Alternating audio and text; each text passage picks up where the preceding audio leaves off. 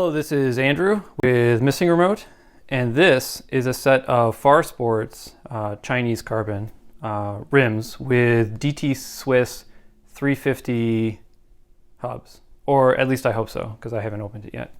I ordered these on December 2nd from the WheelsFar website, which is how you get them, at least in the US, or one of the ways that you get them, at least in the US. And it is now January the 6th, so it took optimistically about 34 days, something like that, to get here from when I ordered them. Just as a cautionary tale, I actually had to go to the post office to get these because whoever wrote my address on the box mangled it so badly that they couldn't be delivered to me. So if you're in the US, they come through EMS, through the worldwide shipper, but then they come to your house through the post office. And the only reason I found out about this is because I just happened to check the tracking number on the post office website this morning and discovered that they were going to send them back to Farsports in China because my address was so mangled. Anyway, so let's go open them up now.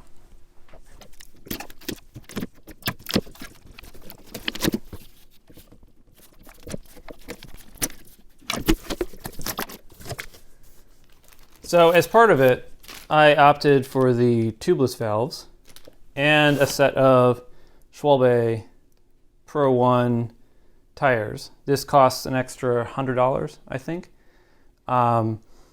I wanted to see what tubeless tubeless valves they were going to send me. I don't know that I will use these long term, but I figured that for $100, these tires usually are about $45. It was worth a shot, and also I get a chance to play with Schwalbe's Pro 1 tubeless tires.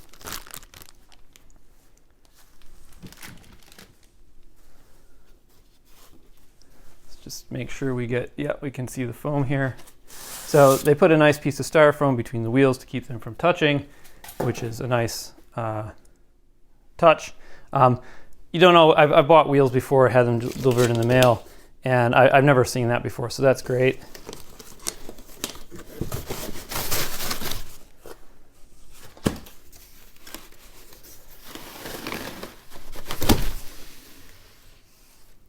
Oh, a tip. If you ever take wheels out of a box, you always want to make sure you take them out together because there's almost always some aspect of one of the hubs within the spokes of the other wheel. So always pull them out together. I learned that. I've never ruined a wheel set that way, but I did learn that the hard way once. All right, so let's have a look at these.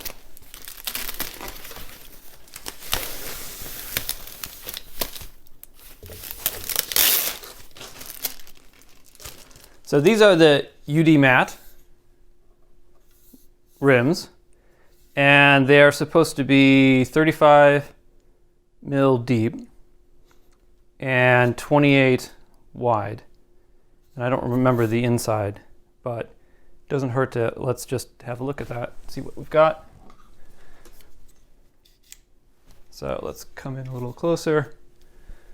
Focus is pretty good.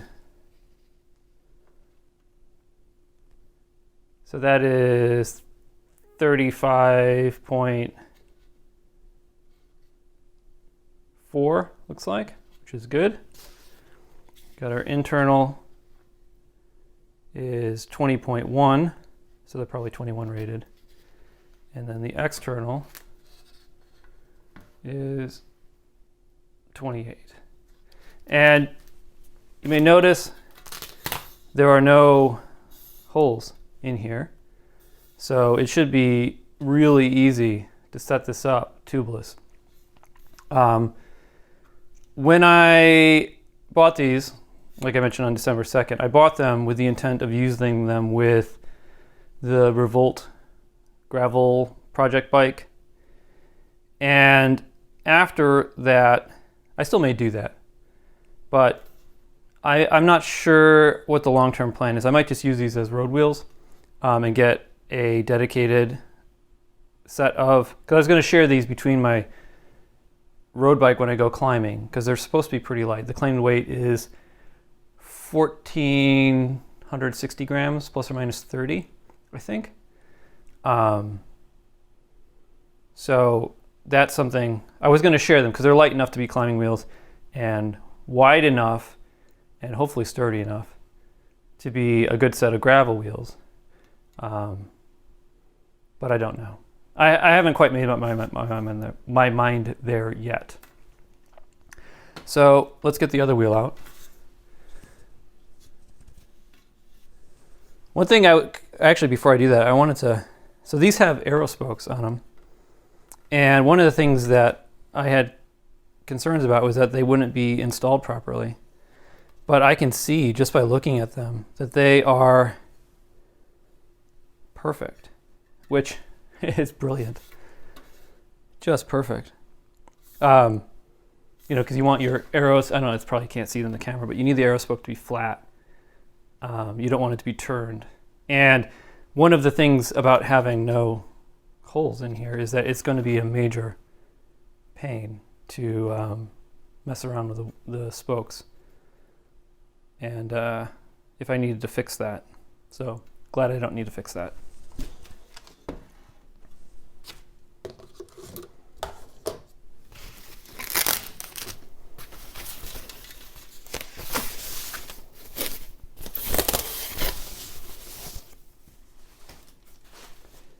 And here's the rear wheel.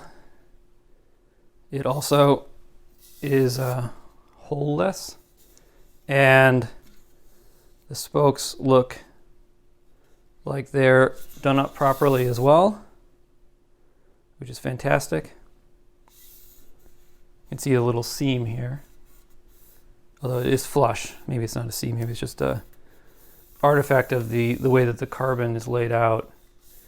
I really like the way these look. This is the UD matte. I don't remember if I mentioned that, but they look exactly like I wanted them to, which is like a kind of a muted, unfinished carbon look to them. So let's get the hub sound. This is a DT Swiss 350, and it is super quiet, which I don't like. I like my hubs to be loud, but I figured that the 350 would be bulletproof, even though it's a little heavier than the 240. The price differential between the 350 and the 240 just didn't seem worth it for the weight savings. Speaking of weight, let's weigh them.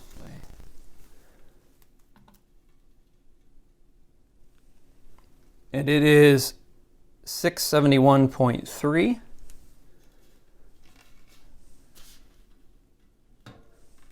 And then the rear wheel.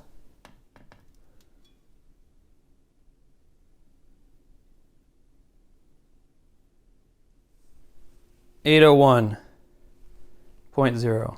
So that's what, 1472, which isn't bad.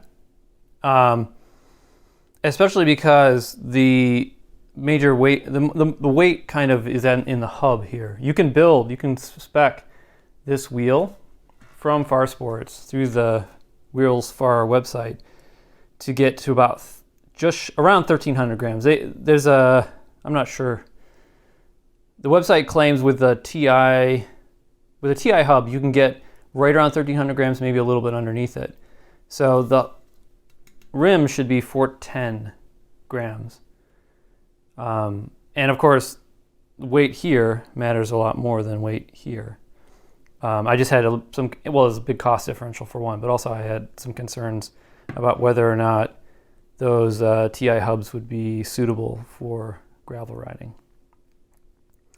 So this, I'm going to put on a truing stand next. Check out the true, and then of course put some tires on them. So I have the rear wheel on the truing stand now, and I'm just kind of moving it. here, we can see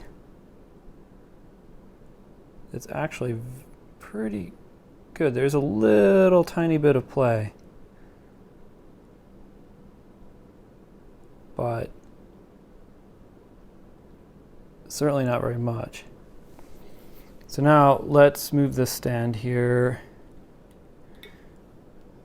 and change this the way it's set up here so we can see the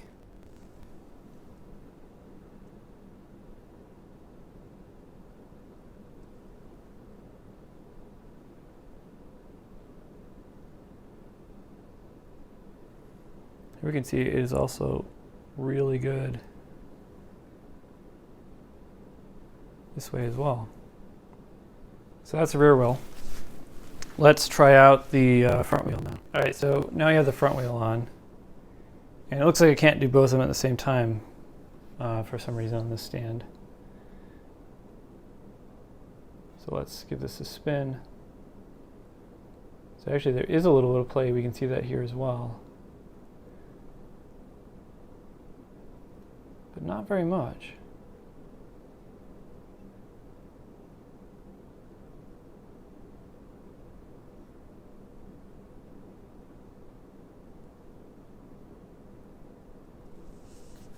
So I'm pleased with that. I'm very pleased with that. So here's the front wheel set up to check the side to side.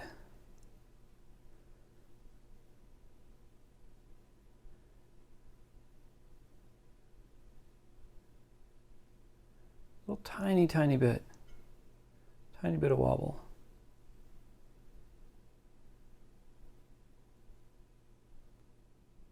So I was a little disappointed that the tubeless valve that came with the Farsports rim was a conical shape instead of the rectangular shape, which allegedly has better performance for tubeless setups. I'll throw an image of what the rectangular one looks like up there so you can compare, but the tubeless valve has worked fantastically.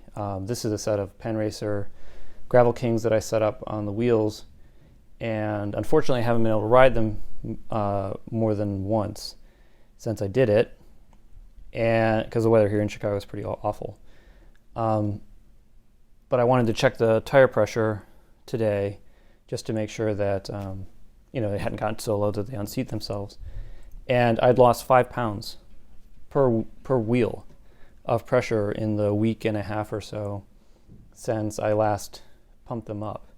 So that's really impressive, and that's, you know, better than I've gotten with some tubed setups. So yeah, very pleased with that. So it takes a while to do a proper wheelset review, and even if the weather wasn't awful, currently, I think it would be, you know, long enough that I wouldn't want to wait to get this out there. So we'll have to circle back sometime later with the definitive impressions on the Farsports wheels. But so far, I like them a lot. I've ridden them a few times, and they've been great. Like I said, we'll circle back with full impressions when I have had a chance to you know, really test them out with a bunch of different kinds of tires. The riding I've done so far has been on the Penn Racer Gravel King EXTs, which is like a mud tire. But these other tires I've mounted on them just to measure to see where they, how big they are. A couple 25Cs and a 28. And then actually the tires that I bought with the wheel set, the Schwalbe Pro ones, I couldn't even get them on the wheel. So I'm going to call that a fail. I'm going to try the Pro ones on a different set of wheels when I get around to it. But that just kind of blew my mind how tight they were, and it was incredibly frustrating. So hopefully you found this first impressions and unboxing useful. If you did, go ahead and hit that like button. And if you have any questions or comments or things that you want me to test or address when I get around to doing the full review, please leave them in the comments below, and I will get to that. I'll answer them if I can, or I'll include it in the full review. Thanks.